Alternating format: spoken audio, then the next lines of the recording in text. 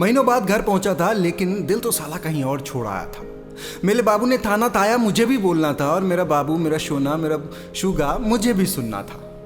नमस्कार, हमारा नाम है अविनाश झा, और अपनी ज़िंदगी के कुछ बेहतरीन कहानियों में से अभी फ़िलहाल 10 कहानियाँ आपके लिए लेके आ रहा हूँ, जिसमें ये पहली कहानी है प्यार ने मुँह की खाई। अगर मेरे दिल से आपके दिल तक कनेक्शन पहुँचता है तो अप्रिशिएट ज़रूर कीजिएगा। चलिए सुनते हैं।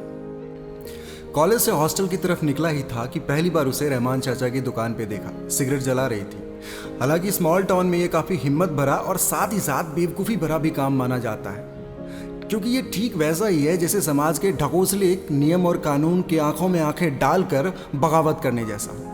बहरहाल पूरे कॉलेज में ये बात फैल गई, यानी कि जैसे आग फैलती है या धुआं फैलता है, ठीक वैसे ही पूरे कॉलेज में इस बात की खबर लग गई कि रहमान चाचा की दुकान पे एक जल्दी पागल सी लड़की सिगरेट जला रही है। धीरे धीरे सारे लड़के वहाँ इकट्ठा हो गए। अब हम इंसान हैं, हमारी फितरत है लोगों को जज करना, अपने हिसाब से लोगों की औकात और उसकी हैसियत तय कर देना। ठीक वैसा ही हो रहा था। किसी ने कहा ये लड़की पगलेट है, तो किसी ने कहा ये लड़की पागल है, किसी ने कहा डेढ़ झाड़ी है, किसी ने कहा टेढ़ी खोपड़ी है, तो किसी ने कहा पास जाके पूछ के देख, शायद दे दे। लेकिन वहीं भीड़ में खड़े एक लड़के को इश्क हो रहा था। मतलब हमारी भाषा में कहें तो हमारी जिंदगी में उपद्रव का स्वागत होने वाला था। मैं भीड़ में खड़ा था, लेकिन मेरी रूह उस तक पहुंच चुकी थी। उसके पास जाकर मानो उससे कह रही हो कि मेरी रूह मुझसे दूर तुझे मेरे करीब लाने आई है। शायद मेरे हकीकत से बेखबर मेरे ख्वाबों को हकीकत बनाने मुझसे दूर तेरे करीब आई है। मेरी रूह मुझसे दूर तुझे अपना बनाने तेरे करीब आई है। उसकी उपद्रवी छवि लेकर मैं हॉस्टल पहुंचा। रोज का जो काम होता है वो करने के बाद जैसे ही मैं बिस्तर पर पहुंचा सोने के लिए, तो ना नींद ना चैन, मेरे पास कुछ नहीं था। ऐसा लग रहा था मानो मेरा नींद और मेरी चैन दोनों किसी पुरानी बस्ती के उस लुटे हुए परिंदे जैसा दिख रहा है, जिसका आशियां तो किसी नए गांव में बस गया है, लेकिन पुरानी यादें अभी भी तरोताजा है। उस रात में तकरीबन 4-5 बजे सो पाया। मुझे पता नहीं था कि अगली सारी रातें ऐसे ही गुजरने वाली है मेरी जिंदगी की। सुबह हुआ, कॉलेज के लिए निकला। दिमाग में बहुत सारी बातें चल रही थी कि पहले उसे हाय बोलूंगा, नहीं पहले उसे ढूंढूंगा, फिर हेलो बोलूंगा, नहीं शायद पहले चाय पे बुला लूंगा उसे, नहीं नहीं नहीं ये ज़्यादा हो जाएगा, पहले हाय बोलता हूँ, नहीं ये काम करूंगा, पहले हेलो बोलूंगा, हेलो थोड़ा लंबा वर्ड होता है तो एक इम्पैक्ट ज़्यादा अच्छा पड़ेगा। और इसी कश्मकश में कॉलेज आ गया। मेरी नज़रें चारों तरफ ढूंढ रही थी उसे, जिसे मुझे हाय बोलना था, हेलो बोलना था या चाय पे बुलाना था। ये सारा कश्मकश मेरे दिमाग में चल ही रहा था कि अचानक से ख्याल आया, अरे उसका नाम क्या है, शायद सबसे पहले उसका नाम पूछ लूँगा।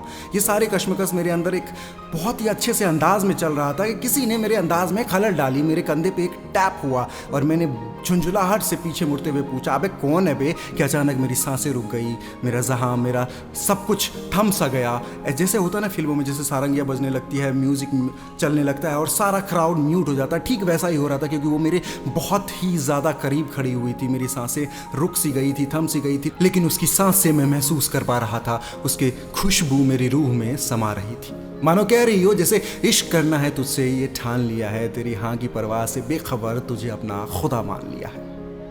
और तभी एक आवाज़ आई और मैं अपने सपनों से जाग गया। सामने से आवाज़ आई, excuse me, where can I find? ओ भाई साहब, ये लैंग्वेज इंग्लिश। इसने मेरे प्यार को शुरू होने से पहले ही स्टॉप का बटन लगा दिया। हेलो, हाय, चाय पे बुलाना, आपका नाम क्या है, सब धरा का धरा रह गया। और अगले कुछ दिन मेरा इंग्लिश में इंट्रोडक्शन तैयार करने में निकल गया और वक्त आ गया कॉलेज में छुट्टियों का। हालांकि छुट्टी जो होता है वो हर स्टूडेंट के लिए मौज का सबब होता है, लेकिन मेरे लिए बेचैनी का आलम बनने वाला था। मैं चाहता था कि कॉलेज बंद ना हो। अब हम कोई अन्ना हजारे तो थे नहीं कि अनशन पे बैठ जाते कि कॉलेज बंद ना करो, तो प्रोफेसर और लेक्चरर कॉलेज बंद नहीं करते। ऐसा तो कुछ होने वाला नहीं था। आखिरकार अपना मन महसूस के मैं भी बैग पैक करके घर की ओर निकल पड़ा। महीनों बाद घर पहुंचा था, लेकिन दिल तो साला कहीं और छोड़ आया था। मेरे बाबू ने थाना ताया मुझे भी बोलना था, और मेरा बाबू, मेरा सोना, मेरा शुगा मुझे भी सुनना था। और आखिरकार मैंने भी हर एक तरफा प्रेमी की तरह फेसबुक का सहारा लिया। बड़ी मुश्किल से उसे ढूंढा और उसके मैसेज बॉक्स में जाके टाइप किया हाय। हालांकि मुझे पहले हेलो बोलना था, लेकिन अभी हाय से काम चल जाएगा, क्योंकि ये फेसबुक है, यहाँ पे अगर छोटा सा भी शब्द लिखे तो काम बन जाना चाहिए। मैंने हाय लिखा और इंतजार में लग गया कि कब उसका रिप्लाई आएगा। 1 2 3 4 5 6 10 दिन हो गए, लेकिन उसका रिप्लाई नहीं आया। बाकी की छुट्टियां इसी कश्मकश में गुजरी कि क्या मैंने जल्दीबाजी कर दिया। खुद से ही हजारों सवाल पूछता और खुद ही उन सवालों के जवाब देता, और इसी कश्मकश में छुट्टी भी बीत गई। छुट्टी के बाद कॉलेज का पहला दिन था, लेकिन अब वक्त और हालात दोनों बदल चुके थे। जिसे नज़रें चारों तरफ ढूंढा करती थी, अब उसी से नज़रें चुराने लगा था कि अगर कहीं उसने देख लिया तो वो क्या सोच रही होगी कि क्या ये क्रीप है, इसने मैसेज क्यों किया। बहुत सारे ऐसे सवाल थे जो मेरे मन में चल रहा था। क्लास अटेंड नहीं कर पाया, सीधा कॉलेज के टेरेस पे जाके खड़ा हो गया। किसी ने पीछे से आवाज़ लगाई, पलट के देखा, वो मेरे सामने खड़ी थी, बहुत ज़्यादा करीब। मैं उसे देखता रह गया, एक टक देखता रह गया।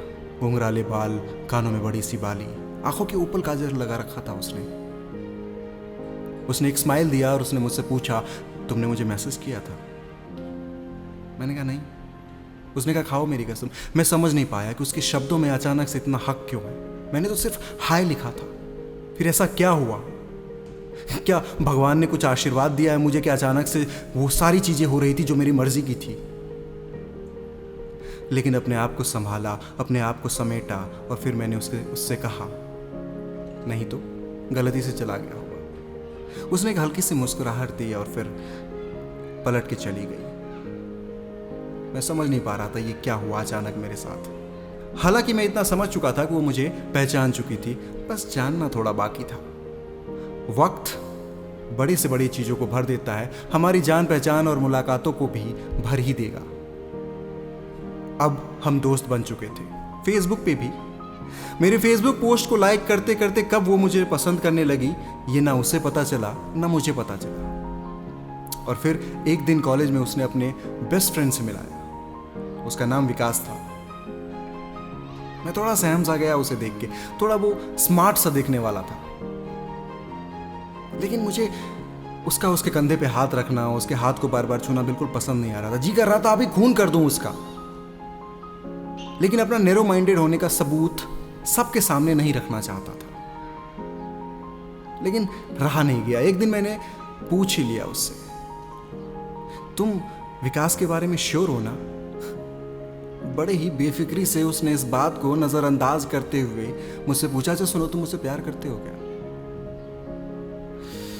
हालांकि मेरी आंखें सारी सच्चाई बयां कर रही थी, लेकिन फिर भी मैंने अपने जबान को तकलीफ दिया और कहा, हाँ। मेरी रूह में समा चुकी थी वो। उसने मुझसे कहा कि अगर मैं छोड़ के चली जाऊंगी तो क्या करोगे? मैंने लपक के कहा, जिस दिन छोड़ के चली जाओगी मेरे नाम से कलम तोड़ देना। जिस दिन मुझे छोड़ के चली जाओगी मेरे नाम से कलम तोड़ देना। सुना है सजाए मौत के बाद अक्सर जज कलम तोड़ दिया करते हैं। उसने फिर वही पुरानी वाली छोटी सी मुस्कुराहट दी और चली गई। और अब शुरू होता है मेरा अखंड अंधा प्यार, जो हर लौंडे को ये एहसास दिलाता है कि बाबू तुम्हारा जो प्यार है ना वो सबसे अलग है, तुम्हारी वाली सबसे डिफरेंट है। और इस एहसास के बाद मेरी जिंदगी में वो हुआ जिसका इंतजार हर वर्जिन लौंडे को होता है। नहीं, ज्यादा आगे जाने की जरूरत नहीं है, उससे थोड़ा पहले आ जाओ। बस हुआ इतना कि उसके होंठ मेरे होंठ को छू गए। एक पल के लिए लगा यही दुनिया है, यही संसार, बाकी सब मोह माया है बालक, यही है स्वर्ग का द्वार। और अब वक्त आ गया 14 फ़रवरी का। वैसे इसे वैलेंटाइन डे कहते हैं, लेकिन अगर हमारी भाषा में कहें तो प्रेमी युगल का हैप्पी न्यू ईयर होता है। ये पूरा एक वीक चलता है। हालांकि वीक का फैशन जो है वो आजकल चल रहा है, उस जमाने में सिर्फ एक दिन मनाया जाता था। तो अब हमारा आशिक यानी कि मैं भी अपने पिताजी द्वारा भेजे गए पैसों से एक सस्ती सी रिंग और एक बुके खरीद कर सज संवर कर धज कर निकल पड़े अपनी आशिकी दिखाने उसके रेंटेड फ्लैट पे। मन में बहुत सारे सपने और अरमान लिए कि पहले घुटने पे बैठूंगा फिर प्रपोज करूंगा। नहीं, पहले सीधा बोल दूं क्या? मतलब हर फिल्म का वो हर अल्फाज अपने जहन में उतार चुका था मैं, जो कह सकता था, जो बोल सकता था।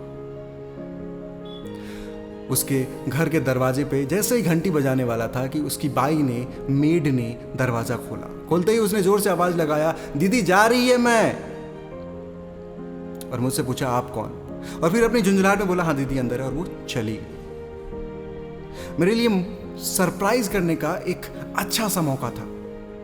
मैं अंदर गया, हॉल में कोई नहीं था। मैं बेडरूम में गया, मैं सरप्राइज हो गया। वहां मेरे अलावा 2 लोग और थे।